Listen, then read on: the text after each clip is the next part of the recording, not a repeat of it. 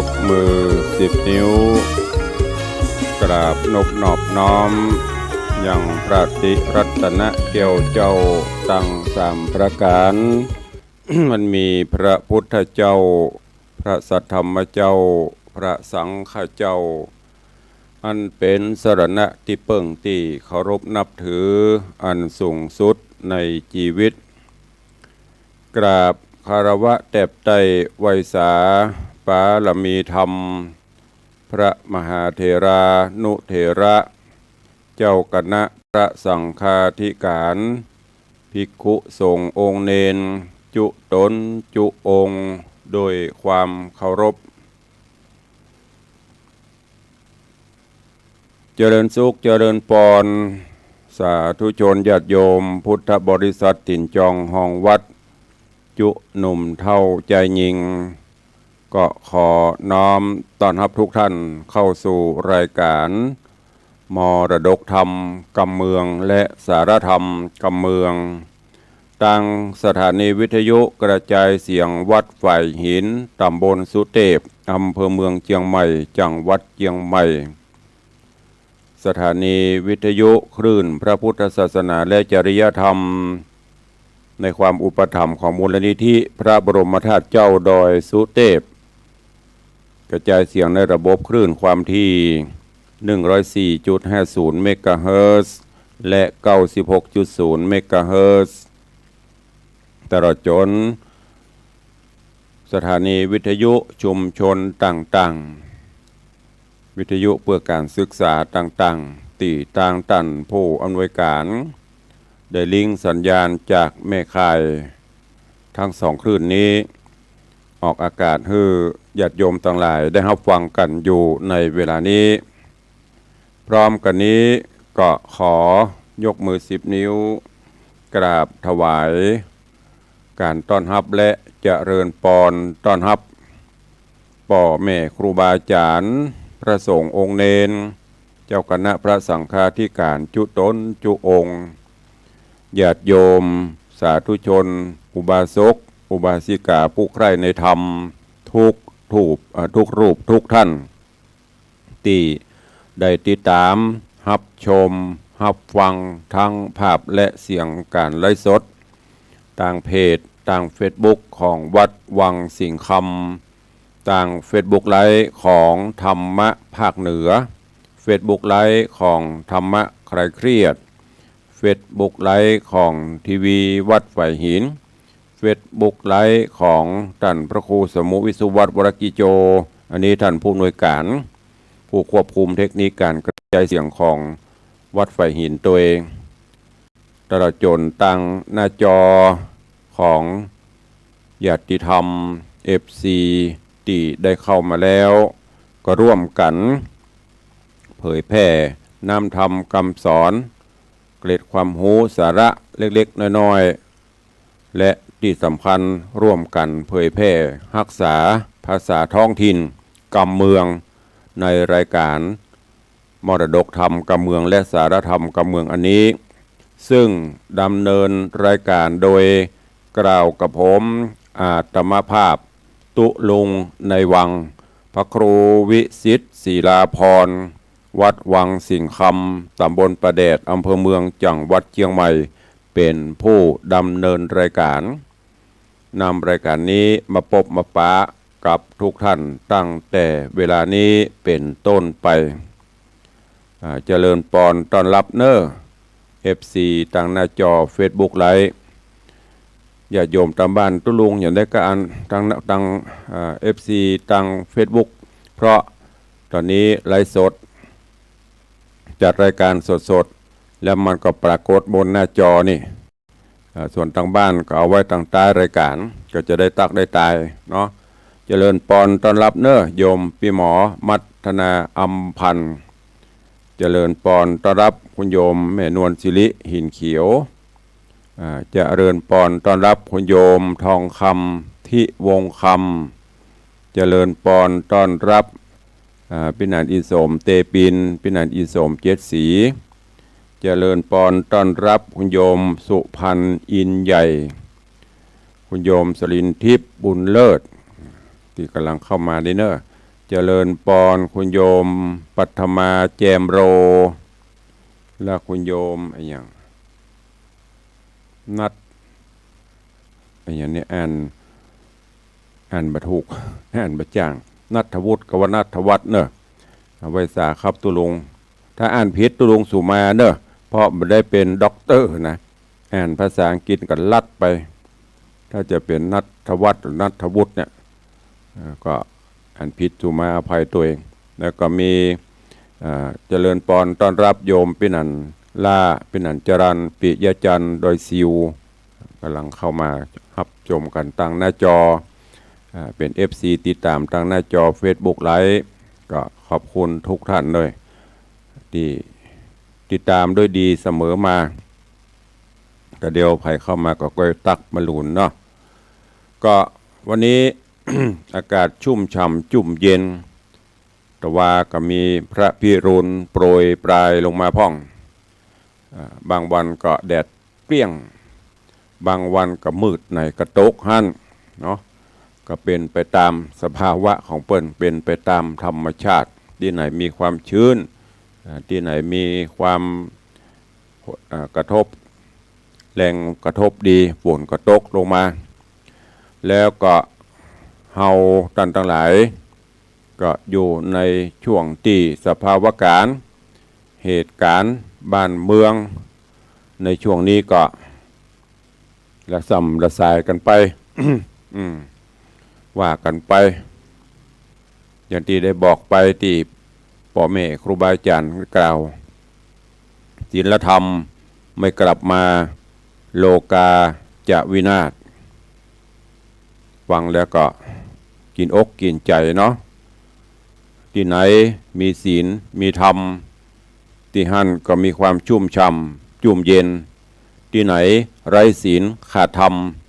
ที่นั่นก็จะนำแต่ความหายนะเพราะฉะนั้นก็ที่สำคัญเฮาท่านทั้งหลาย90 กว่าเปอร์เซ็นต์นับถือพระพุทธศาสนาก็ขอน้อมนำเอาหลักธรรมคำสอนมาพินิจพิจารณามาใช้ปฏิบัติในการดำเนินชีวิตประจำวันส่วนผลที่มันจะเป็นจะได้บางพ่องก็ประสบความสำเร็จบางพ่องก็อาจจะทะเลทลายบัดสำเร็จก็เปรียบเสมือนเหตุการณ์ต่างๆที่มันเกิดขึ้นเนี้ยย้ำเตือนอีป่ออีแม่ญาติโยมศรัทธาเฮาเนออย่างโดยเฉพาะแล้วข่าวสารต่างพระพุทธศาสนาของเฮาซึ่งก็มีข่าวมีคราวออกมาเรื่อยๆในต่างที่ภาพลบส่วนภาพดีๆญาติโยมทั้งหลายก็ไม่ต้องไปเสาะหามันบ่มีถ้าจะมีกับหมู่เฮาเนี้ยช่วยกันแชร์ช่วยกันเอาออกกิจกรรมต่างๆอย่างในช่วง กลางภาษานี่มีรถด่วนขบวนพิเศษมีโครงการธรรมสัญจรโครงการพัฒนาคุณภาพชีวิตจัดหมุนเวียนกันไประดับวัดระดับตำบลระดับอำเภอระดับจังหวัดบหารทีวีเอาไปลงสักช่องบหารข่าวเกาะติดสักช่องมีแต่อันที่มันบดีนั่นน่ะตื่นเจ้ามาค่ำมาจะเข้านอนพอข่าวเสพข่าวมีแต่เรื่องให้ก็เลยทำให้บางท่านก็เสพนักก็เครียดนักเพราะฉะนั้นก็เบาๆบางๆลงพ่องอยู่กันหน้าจอหมู่เฮานี่หน้าจอ Facebook หมู่เฮานี่ม่วนก็ม่วน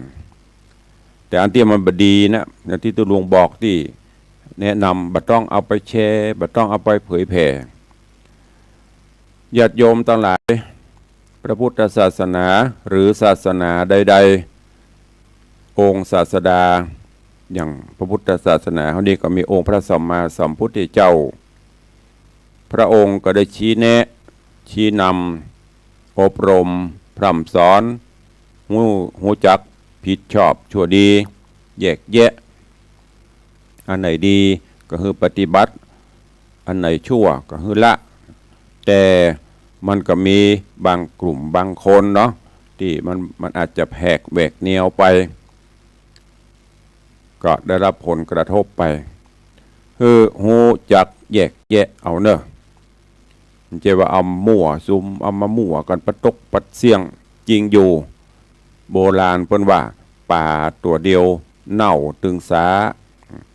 แต่เวลาเขากินเขาจะไปกินจะได้อะป่าเน่าเขาก็เอาขว้างเหรอเขาก็เลือกกินป่าที่มันดีๆฉันใดก็ฉันนั่นก็จึงให้ฝากไว้กับญาติโยมทั้งหลายเขาตัวเองซึ่งพระสงฆ์องค์เนนก็ช่วงนี้ก็ขอเป็นกำลังใจซึ่งกันและกันเนอะ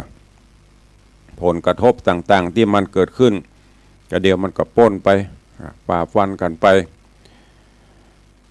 ญาติโยมทั้งหลายก็คงจะหูคงจะติดตามข่าวสารแต่บางอย่างมันก็เกินเลทเกินลิมิตมันล้ำไป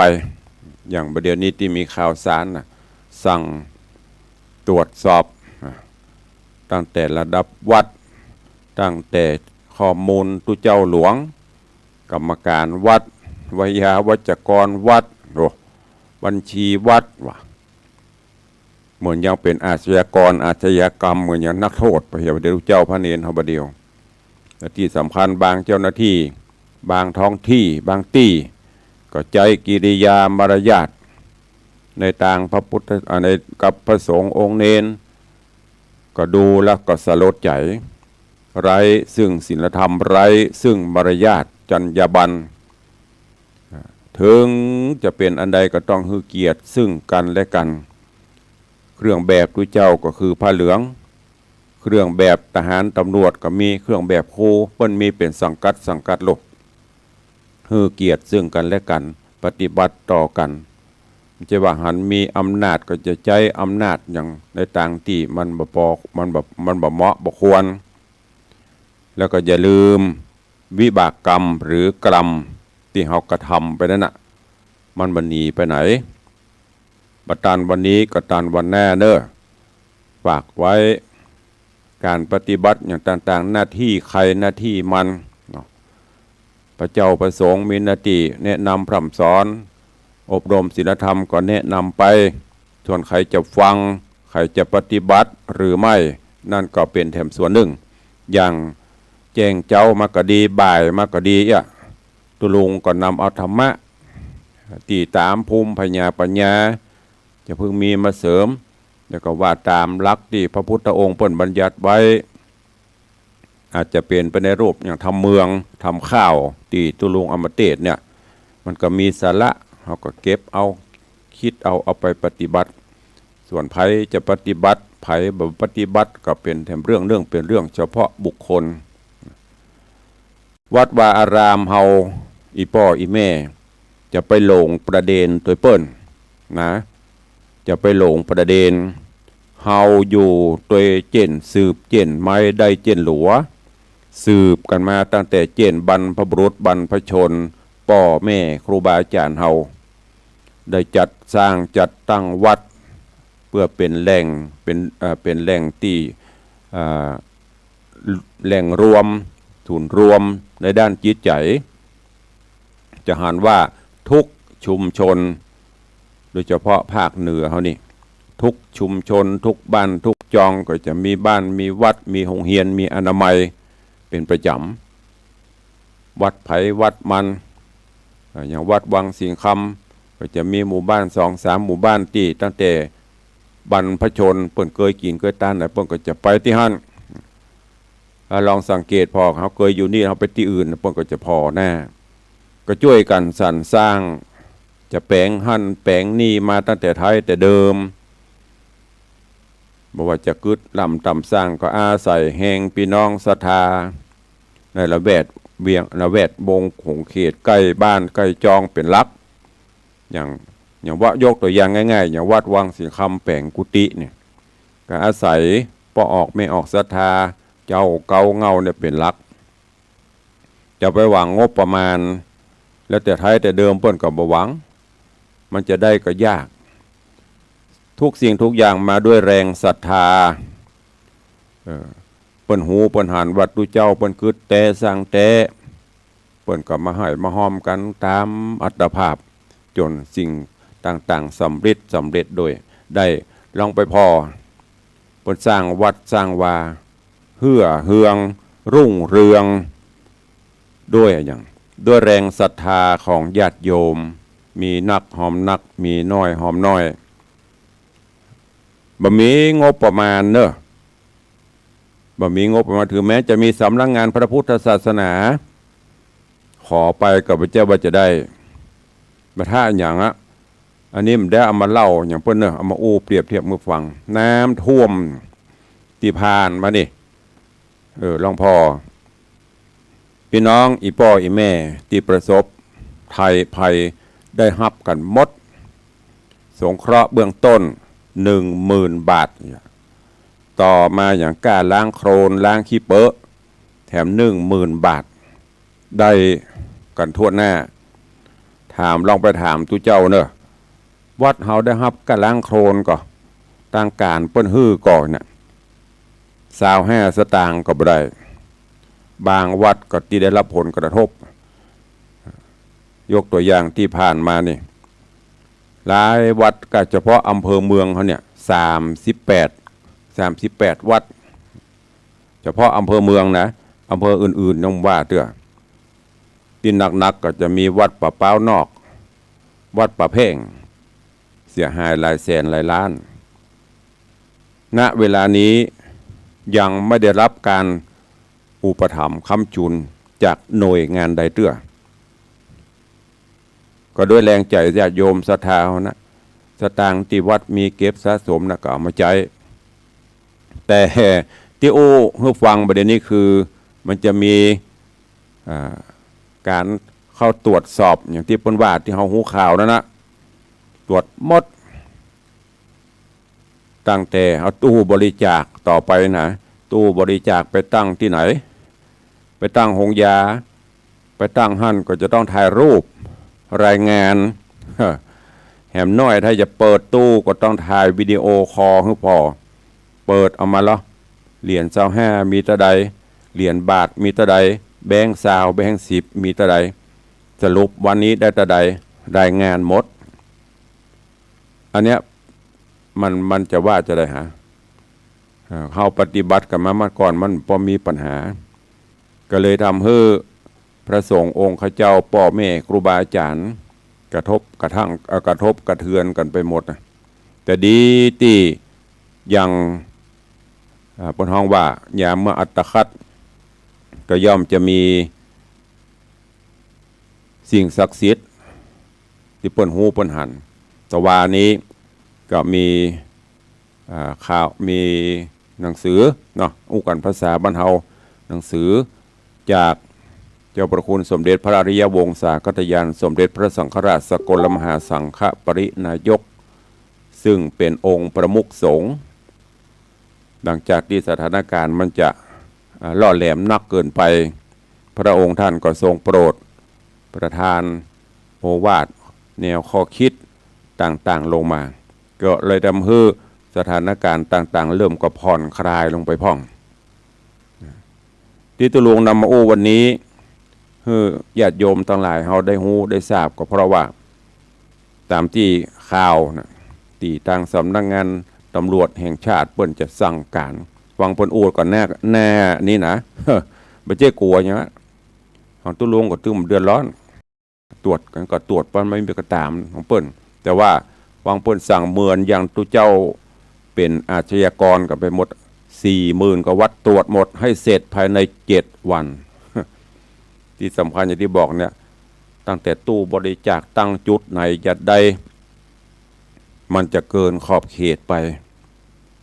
ดีตอนนี้สมเด็จพระสังฆราชพระองค์ท่านได้สั่งให้ชะลอลงมา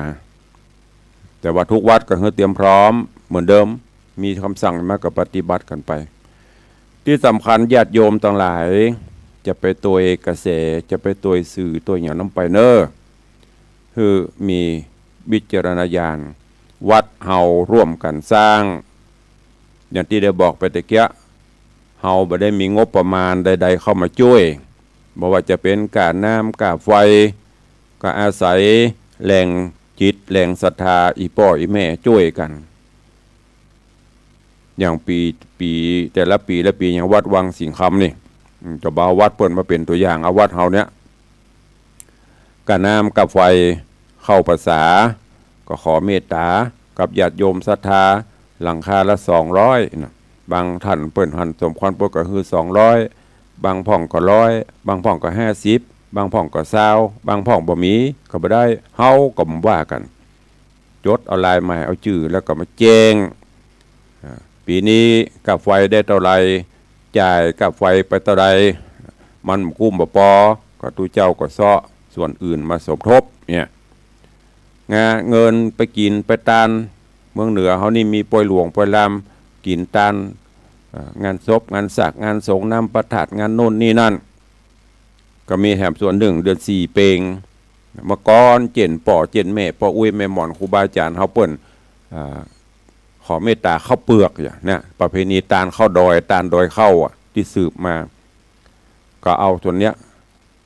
ที่เปิ้นเนี่ยให้ใส่นานักก็ขอนักหน่อย3 ถัง 4 ถังหรือว่า1 ถังเป็นถังเนี่ย น้อยก็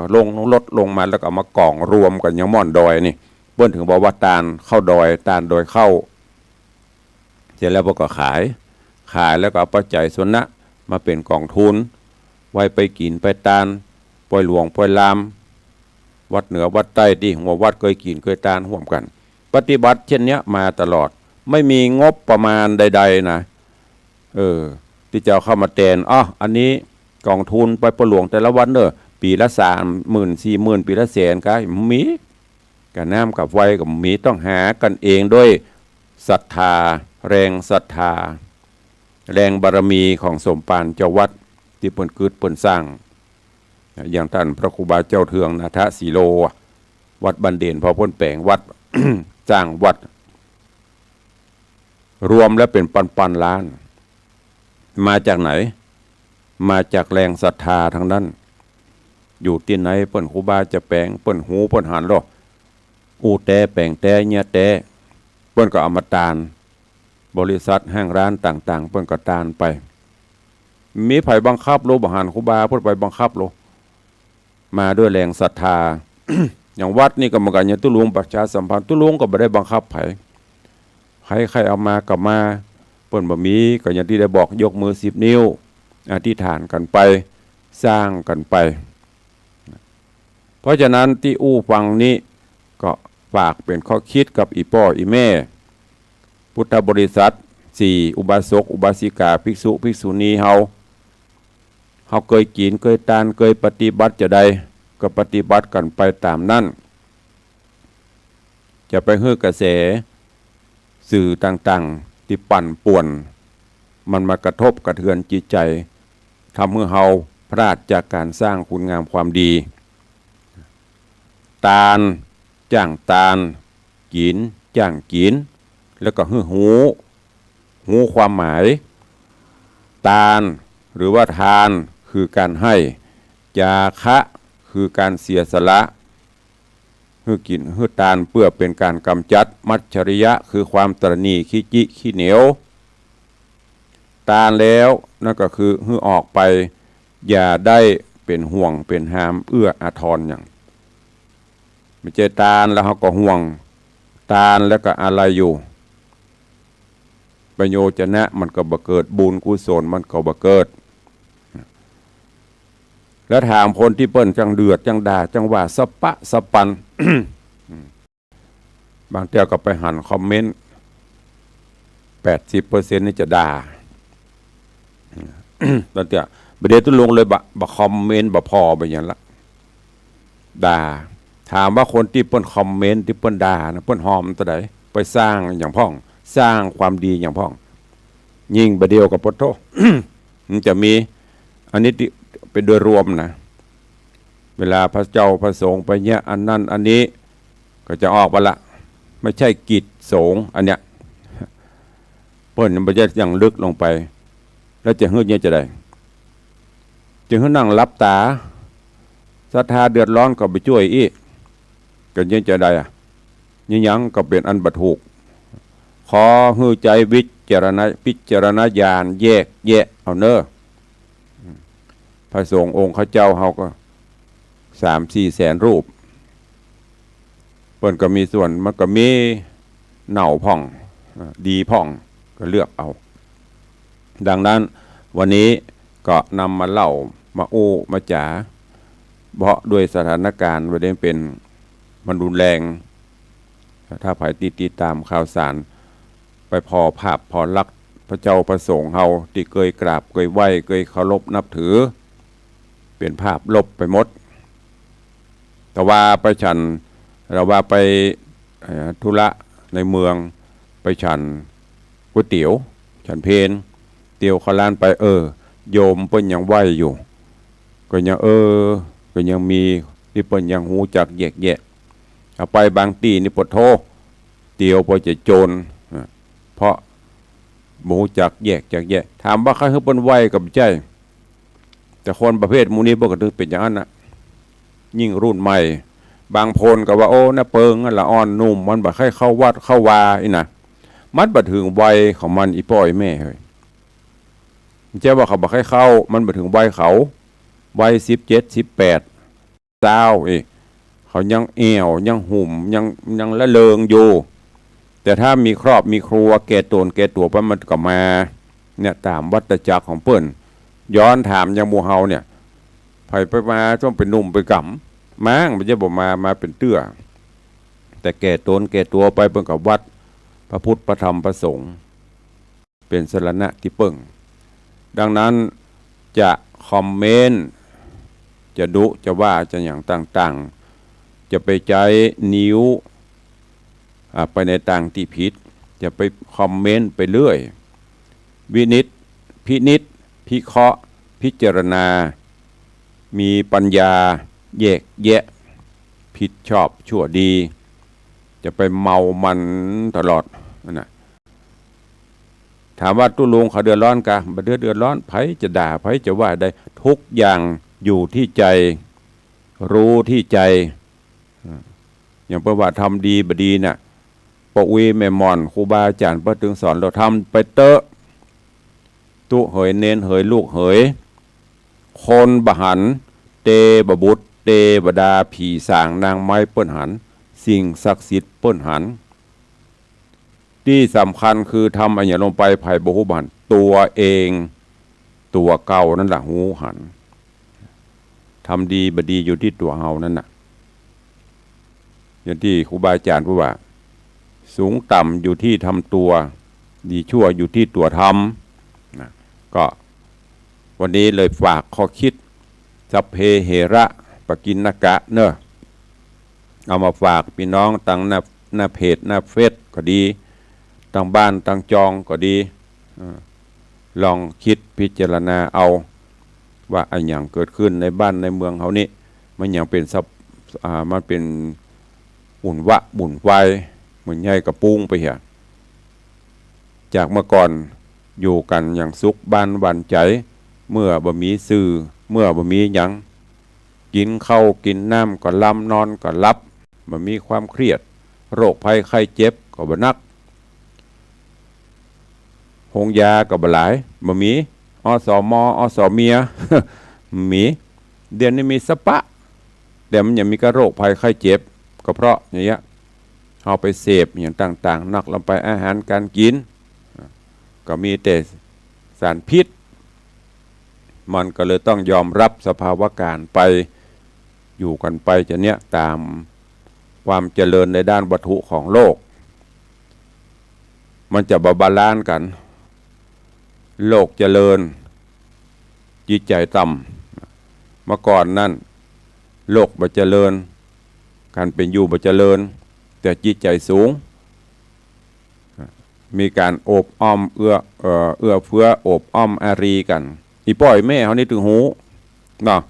ที่ฟังทางบ้านก็ดีที่อยู่ที่ลองลาบตาแล้วลองยื้อนึกไปอย่างที่ตุลุงอูนี่มันเป็นเช่นนั้นจริงนี่เมื่อก่อนนี่อาหารการกินกับมีเซเว่นกับมีไม่ใช่ว่ามันดึกดำบรรพ์เมื่อปันปีนะย้อนหลังไป 40-50 ปีที่ผ่านมานี่ไปไหนก็บ่สะดวกแต่ก่อนนี้จะไปในเวียงต้องนั่งท่ารถหรอบ่เดี๋ยวรถต้องท่าคนหรอมีอย่างก็กินกันไปพักไม่ใส่เครือตำหัวตำอย่างกินกันไปแต่มีความสุขนะมันจะได้กินฟิชโฟฟิชซ่าฟิชเซิร์ตมาล่ามาเลิงบ่เดี๋ยวมันจะเหมือนมีเหมือนตัวเดียวหน้าหนาวก็อยู่กันเป็นจุดเป็นจุดถุมไฟหิงไฟอู้จากันไปแต่ละบ้านละจองเลี้ยงหมูพ่องเลี้ยงไก่พ่องไก่บ้านนี้ไปขึ้นบ้านปุ้นไก่บ้านปุ้นมาขึ้นเปิ้นกับบ่เดือดร้อนหัวหลอบขอบชิดกับบ่มีบ่อยู่บ้านบ่อยู่จองฝากบ้านกำเน้อเอาไม้หวกกระแล่งประตูเหี่ยแสดงว่าเจ้าของบ้านเพื่อไปอยู่ของก็บ่หายเหี่ยไหนก็เหี่ยหั่นมีไหนก็วางหั่นเพราะอะไรอย่างเพราะจิตใจคนมีศีลมีธรรมจิตใจเฮาบ่ได้เสพสิ่งที่มันโลกทั้งโลกอยู่บนปลายนิ้วน่ะตาเฮาก็บ่ได้หันอย่างอื่นหูเฮาก็บ่ได้ยินอย่างไผมาหยังก็มีความสุขโทรศัพท์ก็มีทีวีก็บ่ได้ดู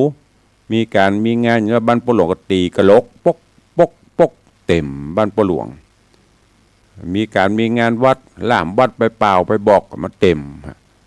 ลองกึดพอม่วนก็อีพ่ออีแม่ท่านสาธุชนทั้งหลายว่ามันม่วนนะแต่บัดเดียวนี้โพดโหฮัลโหลฮัลโหลนะก็เหี่ยวโทรศัพท์ตามตัวก็ไม่ได้บ้างนะบ่ว่างคือเวลามันไม่ได้ขยายนะเวลามี24 ชั่วโมงเท่าเดิมแต่ความคิดหันของเรามันนักไปกว่านั้นแจ้งบ่แจ้งโหมีกระเรื่องค่ะค่ำมาก็จะนอนก็ยังไม่โป้นเตื้อยิ่งถ้าบ่เอาศีลเอาธรรมเนอะมากำกับบ่มีสติสัมปชัญญะบ่มีหิริบ่มีโอตตัปปะยิ่งไปกันใหญ่ดังนั้นดึงปิกมาเนอะอีพ่ออีแม่ญาติโยมศรัทธาสาธุชนท่านทั้งหลายเสพไปดูไปข่าวสารแต่ขอฮือเอามากรองให้ก่อนเหมือนอย่างพอมีหม้อกรองน้ำนะกะเนาะน้ำถ้ามันลูกน้ำปิงพรูมันก็แดงปลื้งกินก็ไม่ได้เนี่ยอย่างปลาเพื่อนมาเพื่อนก็มากรองก็หรอใส่สารนั่นใส่สารนี่เขาไปแยกคัดกรองจนมันใส่ปิ้งถึงจะกินได้การเสพอย่างต่างๆข่าวสารงานอย่างต่างๆก็กรองให้ก่อนยิ่งเปรียบเสมือนยิ่ง AI อย่างบุญนะโหบัตันสมัยก็ไม่ได้เอาเสียงเขาเข้าไปเอาแน่เขาเข้าไปใส่ปนห้องจะเฟกเฟือกอย่างโบตุลุงก็บ่เข้าใจนะดัดให้มันเหมือนมดถ้าบ่แยกแยะแต่นะเจือไปแต่เอาละหันตุนั่นอย่างอันพระนี่อีวัดนั่นจะนั่นซื้อไปซื้อมาวิจัยสกรรมดังนั้นก็ฝากไว้จะเสียบอย่างก็ตามเอามากรองให้ก่อนใส่ผ้าขาวบางกรองหลายๆรอบแล้วก็เจืออย่าพึ่งไปเจืออย่าพึ่งไปนี้เตื้อแล้วก็ที่สำคัญทำอันหนึ่งก็คือหันข่าวอย่างจะไปส่งไปเลยเนอะอีพ่ออีแม่โดยเฉพาะเป็นห่วงนะผู้เฒ่าผู้แก่เขานี่กลัวป้นบ่หูพอลูกหลานสอนจ้างเนาะแชร์ไปเลยนะระวังเดี๋ยวจะติดคุกยามแก่เนอะมันมีกฎหมายรับรองนะพ่อก็เพราะเขาส่งมันก็พอแล้วดีลบก็ลบขว้างเหรอถ้ามันมีสาระอย่างต่างๆก็ส่งก็แชร์ไปอันที่มันบ่มีสาระลบก็เป็นการตัดไปถ้าส่งสืบกันไปอย่างประเด็นในเรื่องบางต่างบางเตื้อโป้มันจะเบาๆปืนคือเพราะมันอยู่ในเครื่องนั่นนะก็เป็นห่วงเนอะสุขภาพจิตบอกว่าประเด็นนี้บอกว่าจิตภายจิตมุตุเจ้าพระเนนกับมีมกันแต่วันนี้กับมีทิศทางไปในทางที่ดีขึ้นแล้วก็หวังว่าคงจะดีขึ้นเรื่อยๆค่อยๆช่วยกันวินิจพิเคราะห์พิจารณาค่อยๆแก้ไขสถานการณ์กันไปจะไปละวัดละวาละศาสนาจะไปเอาความคิดสั้นๆมาใจเอาอยู่ร่วมกันชาติศาสนาอันมีพระพุทธศาสนาเป็นต้นองค์ราชันองค์พระมหากษัตริย์ อันเป็น3สถาบันหลักของหมู่เฮาทั้งหลายจะไปมันแตกแยกกันถ้าแตกกันแล้วใช้บ้านเมืองเฮาบรรลัยทันทีก็วันนี้รายการทุลุงคงไม่ได้ฟังแล้วเนาะแปะคำวันก่อนเตะจบไปละผูกที่8วันนี้ว่าจะขึ้นผูกที่9พอเวลาเหลือน้อยเดียวจะหมดแล้วเวลากับมันไปของมันเรื่อยๆนะไม่ได้รอใครเวลาและวาลีมิได้มีจะคอยใครเรือเมได้รถไฟก็แล่นไปจะปูนอันนี้กรรมตะก่อนเพราะนั้นก็หวังว่าวันนี้ที่ตุลุงอู้ไปสัพเพเหระนานาสาระตั้งแต่หลายฟังแล้วก็แยกคิดเอาเนิ่มมาได้มาเอามาเล่ามาเดือดมาจมอย่างเอาเหตุการณ์ปัจจุบันมาอู้ฟังเพื่ออีป้อยแม่ผู้แก่ที่อยู่ตั้งบ้านตั้งจองอาจจะไม่ได้ติดตามข่าวสารเหตุการณ์บ้านเมืองต่างๆว่าจะเป็นตั้งชายแดนว่าจะเป็นทุกอย่างประเด็นนี้บุญวายเนี่ยที่หลวงพ่อพุทธทาสได้กล่าวไว้นะที่ตุลุงบอกตะเกียศีลธรรมไม่กลับมาโลกาจะวินาศศีลธรรมก็คือกฎหมายกันอยู่ร่วมกันนั่นนะขาดศีลไร้ธรรมแล้วหายนะก็เข้ามาปีกับผู้จักน้องกับผู้จักปีผู้หลักผู้ใหญ่ผู้จักผู้น้อยต่างคนต่างปลุ่มพึมพือปฏิบัติไปคนละทิศละทางบ่มีลักยึดเหนี่ยวความสงบสุขก็จะบังเกิดศีล5เนี่ยที่พ่อแม่ครูบาอาจารย์พระเจ้าประสงค์คณะสงฆ์เฮาเพิ่นก็รณรงค์โครงการหมู่บ้านศีล5นี่ก็เหมือนกันก็เพื่อให้สันติสุขเกิดขึ้นในบ้านในเมืองเนี่ยก็ย้อนเข้ามาที่บอกตะเกียที่ครูบาอาจารย์ว่าศีลธรรมบอกกลับมาศีลธรรมบ่มีศีลได้ธรรมแล้ว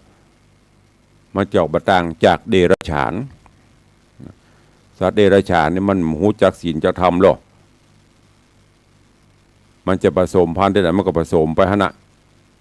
มันจะครับจะทายแต่มันก็ทายไปฮะนะแต่คนเท่านี้ยังมีวิจารณญาณโดยมีศีลมีธรรมเป็นหลักปฏิบัติอยู่ก็ฝากกับทุกท่านตัวก็ก่อนที่จะได้อู้เอ่ยกันใต้รายการก็มีขออนุโมทนาบุญกับทุกท่านเนอะตอนนี้ก็ครูบาอาจารย์ก็เข้ามากันหลวงกันหลายมาติดตามมารับฟังกันวันนี้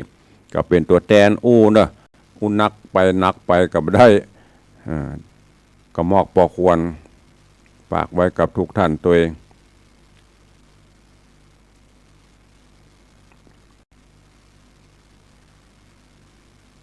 มีภัยพองเข้ามาเดียวอันโทรศัพท์ก็บ่ค่อยแกวนเนี่ยโยมจันสายแปลงหลวงหมุนขึ้นหมุนลงมันบัดมันหายไปไหนกี่หันครูบาอาจารย์มาจัดหลายตนท่านพระโคสถิตธุราธรทุปีกมลทุเจ้าหลวงวัดอันอย่างก็มันบวยนะมันใบ60 ปลายนะคือแป๊บลืมละสารขยอมวิหารไม้สักทองมันนี่เข้ามาท่านพระครูหลวงพ่อท่านพระครูวลัทธิวรรณรามปตานเนาะเข้ามาส่องพอนี่ท่านโยมแม่สุปราณีรูมาไพแฮม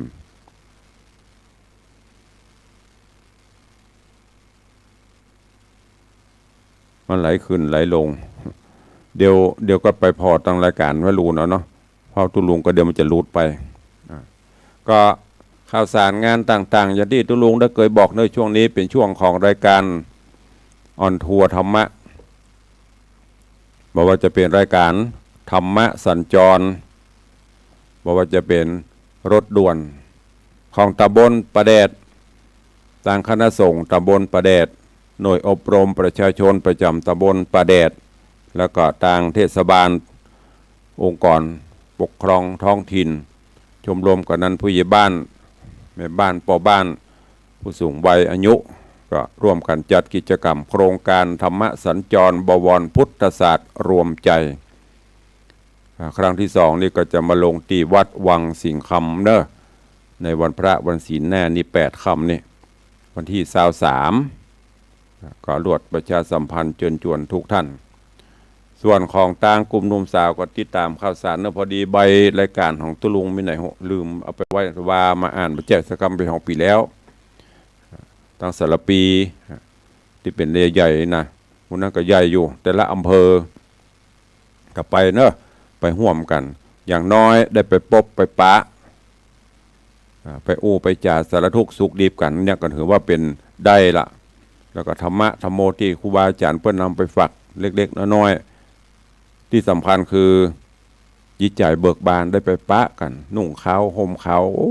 ขาวเพือกเดียวกันตอนปีกสม่วน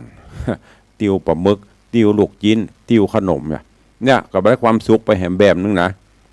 เขาจ้างเอาเดิมมันถึงมีมดในที่ในไปงานก็เชิญชวนญาติโยมแล้วก็ที่สำคัญทำอันนึงทุกวันพระวันศีลก็จะไปละวัดละวาจะไปฮื้อคำพนองที่ว่าหนทางไปวัดประมนประมองหนทางไปหนองประเลื่อมเนอะย้อนอย่างที่ลุงบอกแต่แกเคยกินก็กินเคยทานก็ทานเคยปฏิบัติอะไรก็ปฏิบัติของเขาไปปฏิบัติแล้วกินไปทานไปเขามีความสุขใจบุญกุศลก็เกิดขึ้นนั่นคือบุญจะไปละวัดละวาคือมันหม่นมันหมองไปก็ฝากไว้กับทุกท่านตัววันที่21 สิงหานี้ตัวลุงก็แจ้งไปหลายรอบละจนจวนเนอะ FC แฟนรายการอีพ่ออีแม่ทุกท่านปีนี้ตัวลุงอายุเสี่ยงไปละจะครบ62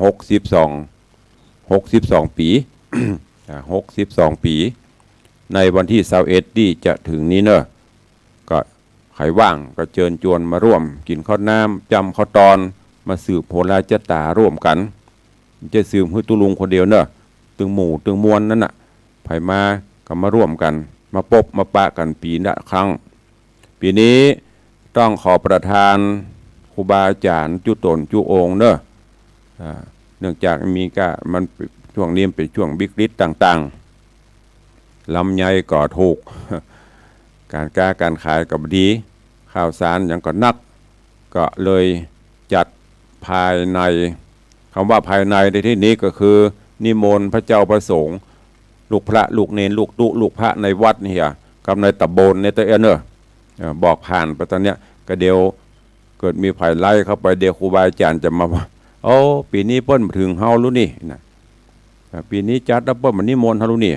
อยากจะนิมนต์ทุกรูปแต่ด้วยเหตุจำเป็นจะเนี้ยปีนี้ก็เอาพระเจ้าพระสงฆ์ในตำบลนี่ลูกพระลูกเนรที่วัดประมาณ9 รูปแล้วก็ตึงหมู่ที่ลูกศิษย์ลูกหาจะมามุที่ตายเบสเซตก็ประมาณ20ป่ายเนี่ยสถานญาติโยมคนนี้ก็ใครบ้างก็มาเนอะมีอันใดจะเอามากินมาสู่กันก็มาได้ตุลุงก็จะเป็นเจ้าภาพเลี้ยงข้าวตอนแล้วก็มีญาติโยมศรัทธาตัวเองที่เปิดประวารณาที่ฐานประวารณาเป็นเจ้าภาพโยมปเลี้ยงธนวัฒน์แม่เลี้ยงทัดพิชาวันก่อนเพื่อนก็ตุลุงท่านเจ้าภาพหงตาลก็อนุโมทนาบุญตัวเองเพิ่นจะเลี้ยงอะไรอย่างก็เอาโจกเอาลาบไม่หรอกจะเลี้ยงลาบด้วยอย่างก็สุแล้วแต่เนอะหลายท่านที่แจ้งเข้ามาขอบคุณอนุโมทนาบุญอีพ่อยแม่ที่แจ้งความประสงค์จำนงหมายนึกเป็นกำลังใจกับตุลุงอีเนาะเป็นกำลังใจมุทิตาสักการะได้โอนปัจจัยได้ส่งปัจจัยเข้ามาร่วมก็อันมีเบื้องต้นก็โยมพ่อเลี้ยงวัดโยมแม่เลี้ยงทัดพิชาสุสิงคำก็เป็นเจ้ามูลราชธาเก่าถ้าจะว่าไปก็เป็นลักในการดำเนินงานฮื้ออีเตอซึ่งก็เปรียบเสมือนเป็นพี่สาวเป็นพี่อ้ายเป็นพ่อเป็นแม่เป็นพี่เป็นน้องกันอธิษฐานจิตร่วมกันวันก่อนเพื่อนก็โทรเข้ามาวันเป็นเจ้าภาพถึงสังพ่องอันอย่างพ่องแล้วนี่เป็นต้น แล้วก็นอกจากนั้นขอบคุณเนอะพินานอิสมเตปินพิธาจารย์ปุจารวัดมคณายกพิธีกรก็ร่วมเป็นเจ้าภาพถวายทุนการศึกษาให้กับลูกหลานเยาวชน ขอบคุณกับโยมแม่อารีสดับร่วมถวายปัจจัยมุทิตา200 บาท แล้วก็มีโยมแม่สีนวลลันจวนร่วมถวายมุทิตา200 บาทโยมแม่กิมเฮงเซ่เยาคุณโยมชัยยุทธผู้สว่างร่วมถวายปัจจัยมุทิตา 1,000 บาทโยมแม่อุ้ยมอนจัน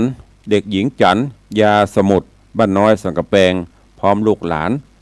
ดีใจหรอได้อู้ตัวตุลุงวันใดได้อู้ตัวตุลุงรับดีหรอวันนั้นแม่ก็อินดูเป็นห่วงก็อุ้ยจะห่วมโบนตัวตันเนอะ1,000 บาทตามใจเตอะจะไปซื้ออย่างกับสุรเตเนอร์ไอ้หรอ ขอบคุณแม่อุ้ยมอนตัวเองแล้วก็มีโยมพินานล่าพินานจรันปิยจันทร์โดยซิวก็นี่ก็อุปถัมภ์ตลอดตามกำลังศรัทธาเพิ่นปีนี้มุทิตามา 2,000 บาทสาธุอนุโมทนาบุญตัวเองขอบคุณอนุโมทนาบุญกับโยมแม่เปงสังฤทธิ์สีดอนมูลสระปีเนอะวันนั้นมาร่วมทำบุญสร้างกุฏิสงฆ์ตัวแล้วก็ร่วมถวายมุทิตา เปิ้นเฮืออายุตุลุมั่นขวัญยืน100 ซาวอีแม่เปงบอกว่าเอา600 ซาว ร่วมทำบุญมา620 บาทสาธุอนุโมทนาบุญล่าสุดขอบคุณอาจารย์แม่ด็อกเตอร์มรกตสุวรรณชินท่านด็อกเตอร์กิตติพัฒน์สุวรรณชินท่านอธิการบดีมหาวิทยาลัยฟาอิเทิร์นผู้รับใบอนุญาตมหาวิทยาลัยฟาอิเทิร์นวิทยาลัยเทคโนโลยีพาณิชยการเชียงใหม่นี่ก็เป็นโยมอุปถัมภ์อุปถากตุลุงอุปถากวัดมาโดยตลอดบ่ได้ขาดบ่ว่าจะเป็นวันเกิดบ่ว่าจะเป็นงานกฐินพระป่า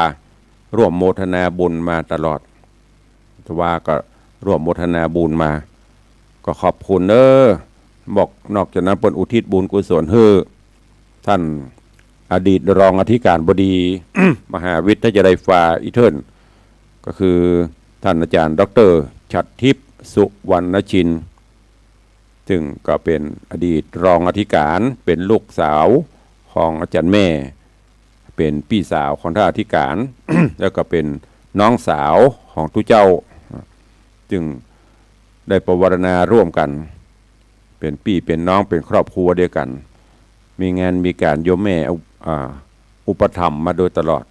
ก็ขอบพระคุณตัวเหลือเวลาอีกนิดหน่อยอยู่ต่างบ้านต่างจองใครจะจะตัวตุลุงเข้ามาเนอะ0817836540โทรศัพท์เครื่องเก่าน้ำเข้า หดน้ำต้นไม้ปรากฏว่าน้ำเข้าเสียงลำโพงก็บ่ออกก็เลยต้องไปเปลี่ยนแต่ว่านี่ซ่อมทำได้เถอะนี่ก็ใช้เครื่องเก่าไปก่อนแบตเตอรี่จะหมดแล้วเนอะทางหน้าจอเฟซรู้สึกว่าแบตมันอ่อนลง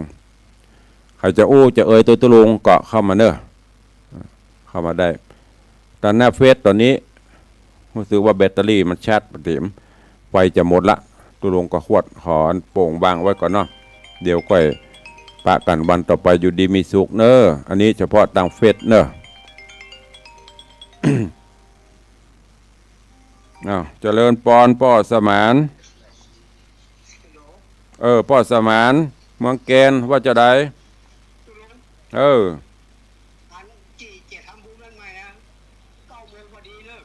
บอกว่าเตื้อมันเมินอยู่เอางานทุลุงไปแล้วก่อนเดือนกันยาใช่กะแล้วเดือนหยังโหแล้วนะ9 โมงมันจะกำลังสิงหาหยุดงานอีป้อมากันยาปุ่นมันบอกฟังอันอย่างก็ตังนี่มาฟังตังวิทยุปุ่นหูละจำไว้เกียมเดิมพันแพ้เตอะลูกในวังไปอย่างก็เจ้าแลแม่แต่งเนี่ยมันนัก10,000เดียวนั่นน่ะ เปิ้นจะทำบุญบ้านเปิ้น9 โมงวันที่ก็เดือนกันยาเดือนหน้าพวกก่อนเดือนสิงหาอยู่เมินอยู่นะป้อนเนอะจดไว้ละไม่ต้องห่วงเตรียมเดิมพันบ้านเตอะก็ตั๋ว10,000ก็ลดให้5 ปอนด์ เล่นไปได้เนอะเดี๋ยวจะโดนตรามาเด็กหญิงสีนวลว่าได้ ก็ฟังอยู่นึกว่าเอาสบายดีสาธุเนอะ ฟังอยู่ในที่นอนอยู่โอ้ตุลุงได้การเป็นหมื่นรอบ วันนี้ใครนอนก็นอนไปเถอะมันเป็นยังบ่ว่ากันใครจะนอนใครจะพักยามเจ้ายามบ่ายเนาะวัยเขานี่เขาคนนี้มียังก็นอนกับแม่เนาะนอนไปตัวพ่องใครรับก็รับไปมีแฮมก็มีจะได้ล่ำได้ลากันเนอะวันนี้เป็นนาสาระเปะคำกำลังไปเซาะนกยุงคำมาได้ละย่างก่อนเดี๋ยวพูดกันฟังกันต่อเนาะก็ขอนำรายการจากทุกท่านไปก่อนปะกันใหม่วันต่อไปเนอะอยู่ดีมีสุขเหมือนกันทุกรูปทุกองค์จัตตาโลธรรมวัฏฏันติอายุวโนสุขังปลัง